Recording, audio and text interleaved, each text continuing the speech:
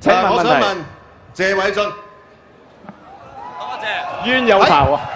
喺上一個論壇，我已經向你指出，你喺多個有關人權、自由、良心嘅議案投票，你係缺席嘅，良心缺席。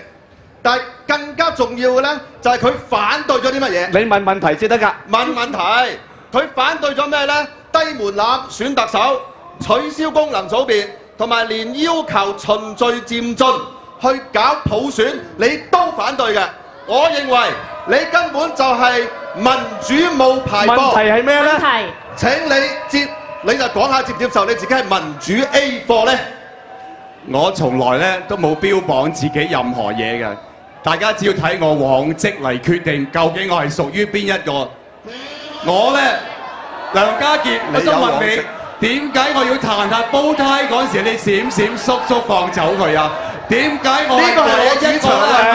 主持，謝偉俊冇問題啦，我點解係遺憾師奶嗰時你又唔加？請梁家傑反問。嗱，你唔答我咧，你有呢個機會咧，即係你認自己係民主冒牌貨，唔緊要。我再問你一個問題，我亦都提出咗一個議案咧，就係未有真普選前，不為23條立法，你投反對票，呢個係咪就係證明你係假獨立真保皇？請謝偉俊。梁家傑咧，我對你好失望，雖然我都有揾過你打案啊，但你真係退步啊！你嗰啲咁嘅大狀嘅理由咧，你完全冇邏輯嘅。你真係有遊花園。你要講下究竟係乜嘢嘅內容，乜嘢嘅字眼，包括所有議案，包括你剛才屈我嘅謝偉俊，你都搞清楚係咩議案咩內容啊？如果講痛心失望咧，我作為你中學同學，我最痛心同失望。你可以為名、為利、為權而跪低。指控之外，請提問問題。俾多個機會你，你唔使理究竟當時個議案係點樣。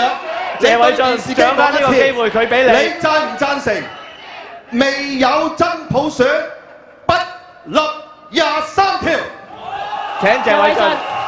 23條咧係要睇下咩內容嘅。